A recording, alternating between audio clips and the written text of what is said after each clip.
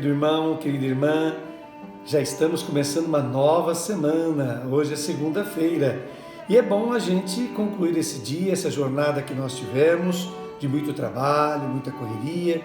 É bom concluirmos com esse momento de oração, tendo um olhar todo carinhoso em direção à nossa Mãe Santíssima, Nossa Senhora da Conceição Aparecida, a quem sempre rogamos e pedimos a sua proteção e a sua bênção. O anjo do Senhor anunciou a Maria, e ela concebeu do Espírito Santo. Ave Maria, cheia de graça, o Senhor é convosco. Bendita sois vós entre as mulheres, bendito é o fruto do vosso ventre, Jesus. Santa Maria, Mãe de Deus, rogai por nós, pecadores, agora e na hora de nossa morte. Amém. Eis aqui a serva do Senhor. Faça-se em mim, segundo a vossa palavra. Ave Maria, cheia de graça, o Senhor é convosco. Bendita sois vós entre as mulheres, bendito é o fruto do vosso ventre, Jesus. Santa Maria, Mãe de Deus, rogai por nós, pecadores, agora e na hora de nossa morte. Amém. E o Verbo se fez carne e habitou entre nós. Ave Maria, cheia de graça, o Senhor é convosco. Bendita sois vós entre as mulheres, bendito é o fruto do vosso ventre, Jesus. Santa Maria, Mãe de Deus, rogai por nós, pecadores, agora e na hora de nossa morte. Amém. Rogai por nós, Santa Mãe de Deus, para que sejamos dignos das promessas de Cristo. Oremos. Derramai, ó Deus, a vossa graça em nossos corações, para que, conhecendo pela mensagem do anjo a encarnação do vosso Filho, cheguemos por sua paixão e cruz à glória da ressurreição. Por Cristo Senhor nosso. Amém. Glória ao Pai, ao Filho e ao Espírito Santo. Como era no princípio, agora e sempre. Amém. Glória ao Pai, ao Filho e ao Espírito Santo. Como era no princípio, agora e sempre. Amém. Glória ao Pai, ao Filho e ao Espírito Santo. Como era no princípio, agora e sempre. Amém. Meus queridos, minhas queridas, como nós fazemos sempre na hora da Ave Maria, faremos a leitura e um breve comentário da primeira leitura da liturgia diária. E a liturgia desta segunda-feira continua a nos propor uma leitura do segundo livro de Reis, que narra as sagas, as aventuras e desventuras dos governantes e do povo de Israel e de Judá. Só assim, para localizarmos um pouquinho, há uma tradição que diz que o Israel antigo, a terra de Jesus, o país de Jesus, na antiguidade, antes dele nascer, antes dele vir ao mundo, era dividido em duas porções. Tinha o chamado Reino do Norte, que era chamado de Israel, que reunia cerca de 10 tribos, e tinha o chamado Reino do Sul, ou Judá, que reuniam as outras duas tribos restantes.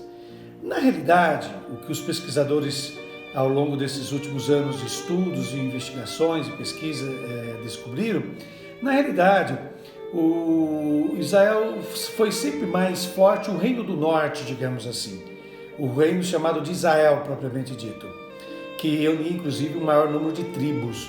Judá passou a ter alguma predominância só quando o reino do norte foi destruído por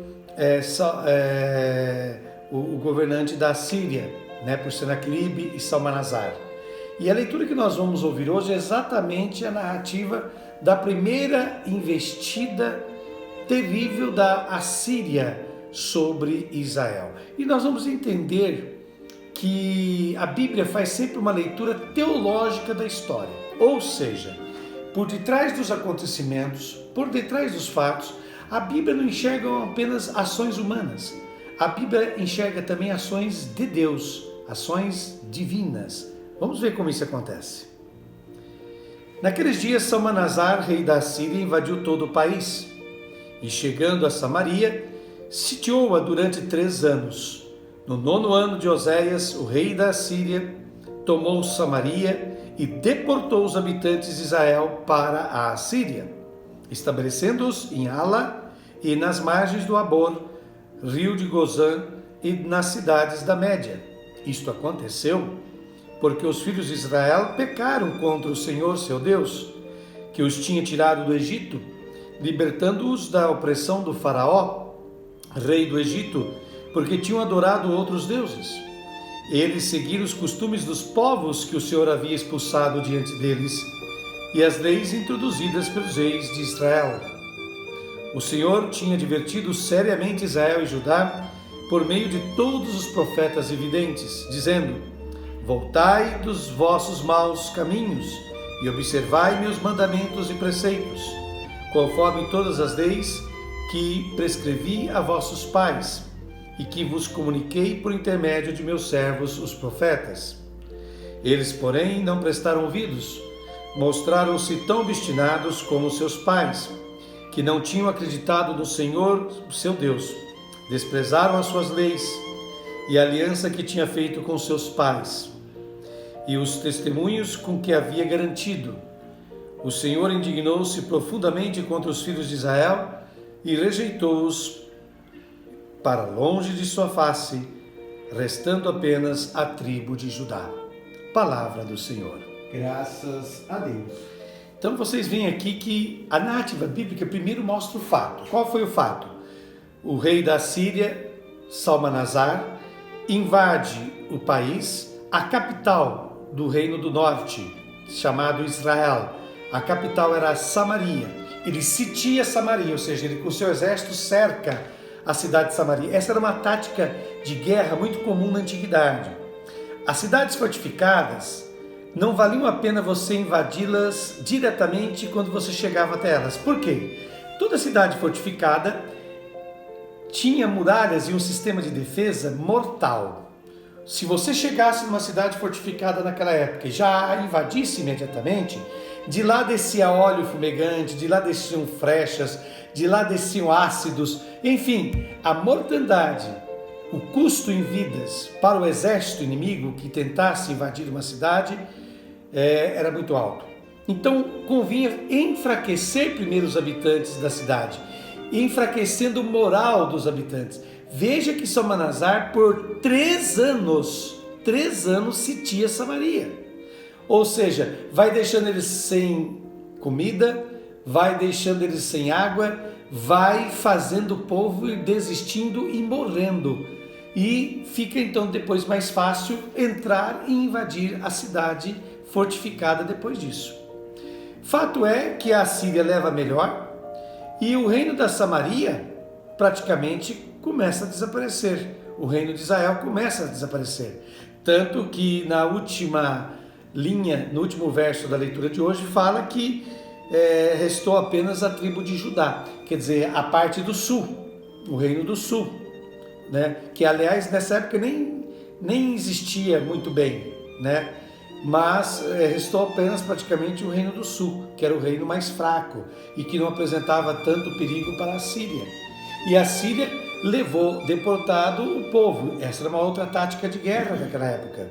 Para enfraquecer a população local, os invasores, quando venciam a guerra, eles pegavam as pessoas com a melhor formação, os que sabiam ler e escrever, os artesãos mais especializados, as pessoas com uma profissão mais definida, pegava todo esse pessoal, que era a elite da sociedade, e levava deportada. Por quê? Ficava na terra as pessoas mais humildes, mais simples, que não teriam condições de se rebelar, de se voltar contra o domínio daquele exército que acabara de ocupar aquela terra. Era uma tática terrível, porque com isso vários povos desapareceram simplesmente da face da terra. Vários reinos antigos simplesmente desapareceram, porque a elite, o povo que poderia manter aquele reino de pé, foi deportada, foi levada para terras distantes e de lá nunca mais voltou. Quem ficou ali não deu conta e acabou sendo invadido e dominado por outras nações, por outras tribos e assim por diante. E simplesmente aquele reino lá desapareceu. E é o que aconteceu com a Samaria. Depois dessa derrota para a Síria, nunca mais Samaria foi a mesma. Nunca mais o reino de Israel se restabeleceu, para vocês terem uma ideia. Esses são os fatos, mas a Bíblia não para nisso. A Bíblia não é um livro de história. A Bíblia não está preocupada em contar histórias de reis e nações. A Bíblia está preocupada em mostrar a ação de Deus na vida do povo. E por que isso acontece? A Bíblia diz que isso aconteceu porque o povo não seguiu os mandamentos e preceitos da lei de Deus. O povo preferiu adorar deuses estranhos, deuses que não existem. O povo preferiu viver uma vida na injustiça, na opressão. E interessante que Israel sempre foi advertido do seguinte: olha, vocês quando estavam no Egito, vocês eram oprimidos. Vocês tinham que trabalhar praticamente só pela comida. Vocês estavam nas mãos dos egípcios e assim por diante. Deus os resgatou da servidão. Não voltem a ser servos de mais ninguém. Não voltem a ser escravos de mais ninguém como vocês eram no Egito. Já basta a experiência do passado. Vocês são um povo livre. Vocês são um povo para todos terem o suficiente para viver. Vocês são um povo que todo mundo deve ter felicidade e alegria. Não há mais motivo para vocês serem dominados por mais ninguém. E é interessante que uma das primeiras consequências, quando o povo abandonava a verdadeira fé em Deus, uma das primeiras consequências era justamente esse povo começar a ser explorado, ou pelos reis de plantão, ou por grandes proprietários de terra, seus próprios patrícios, seus próprios concidadãos, e assim por diante. Onde falta a fé em Deus, predomina a exploração humana. Onde falta o amor a Deus, o respeito às suas normas, começa a predominar a opressão do ser humano sobre o ser humano.